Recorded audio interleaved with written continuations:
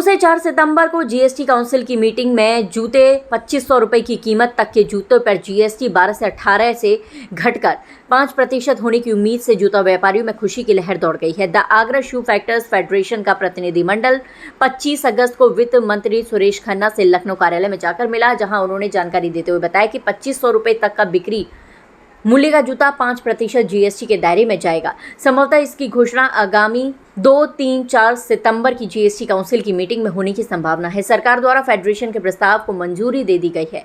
ये जानकारी the Agra shoe factors federation के अध्यक्ष विजय सामा ने आज होटल मेट्रो में आयोजित प्रेस वार्ता के दौरान की। 2 सितंबर को हम सबने महासभा करी, जिसमें 26 प्रांतों के प्रतिनिधि आए और उसके अंदर हम सब ने ध्वनि मत से सबने the Agra shoe factor federation के नेतृत्व में चलने का वादा किया।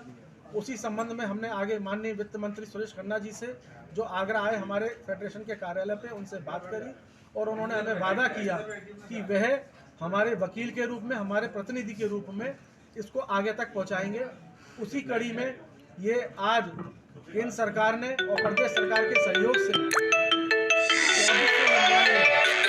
2,500 रुपये तक का जूता बिक्री मूल्य का अब 5% पे बिका करेगा, ऐसा सरकार की तरफ से प्रस्ताव गया है। जीएसटी काउंसिल को आगामी 3, 4, 5 3 दिन की जो बैठक है जीएसटी काउंसिल की, उसके अंदर हमें अपेक्षा एवं उम्मीद है कि सरकार 2,500 बिक्री मूल्य तक का जो जूता है उसको 5% पर ले आएगी।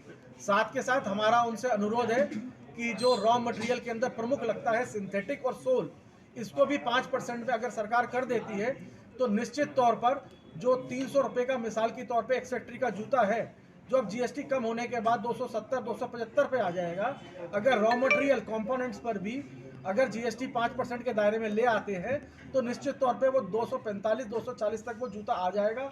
और ये गरीब, मजदूर, दलित, छात्र, किसान और उन सब के लिए सहयोग के रूप में सरकार इसका निर्णय लेती है तो स्वागत योग्य होगा। और the Agra shoe factor federation इसका पूरा श्रेय स्वर्गीय राजकुमार सामा जी को देती है। 1956 में जिन्होंने संस्था की स्थापना करी और एक ही उनका यही था लक्ष्य कि हमेशा समाज के लिए और सरकार के सहयोग के साथ दलित समाज, व्यापारी समाज से मिलजुल के इस चीज़ को आगे बढ़ाएगा। तो निश्चित तौर पर ईमानदारी से सहयोग हुआ, ईमानदारी से कार्य हुआ और ईमानदारी से सफलता रही। क्या व्यापार में कुछ बूम होने की संभावना? मुझको ऐसा लगता है कि व्यापार बहुत मंदी के दौर से हम सबका गुजर रहा है। लगभग 1085 लोगों ने पिछले 3 वर्षों में अपना जीएसटी पंजीकरण रद्द कराया है। मुझको लगता है कि ये सब होने से जो पंजीयन रद्द हुए थे वो लोग अपने काम पे फिर लौटेंगे और जो हमारे दलित भाई जो इस लाइन से दूर हट गए थे, जैसे कोई लास्टिंग का कारीगर था, उसने सब्जी की ठेल लगा ली थी और अपने हुनर को ख़त्म करने वाली बात हो गई थी, मुझको लगता है निश्चित तौर पर ये सरकार के कदम से सब लोग वापस आएंगे और अपना जूते का व्यापार जो है फिर से सुनहरे दौर में लौटेगा, ऐसा हम सबको लगता है। फेडरेशन के अध्यक्ष विजय सामा ने कहा कि आगरा प्रमुख तौर पर जूता उद्योग पर पूरी तरह निर्भर है।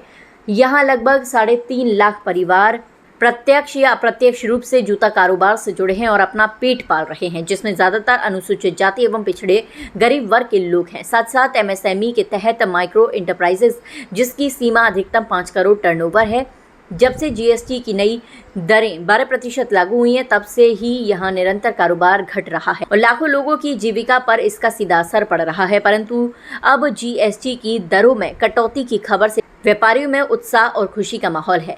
इस अवसर पर मुख्य रूप से दिलप्रीत सिंह, अजय महाजन, हितेश वरियानी, विनोद शीतलानी, रंजीत सामा, मुरलीधर पंजवानी, किशन तलवानी आदि उपस्थित थे।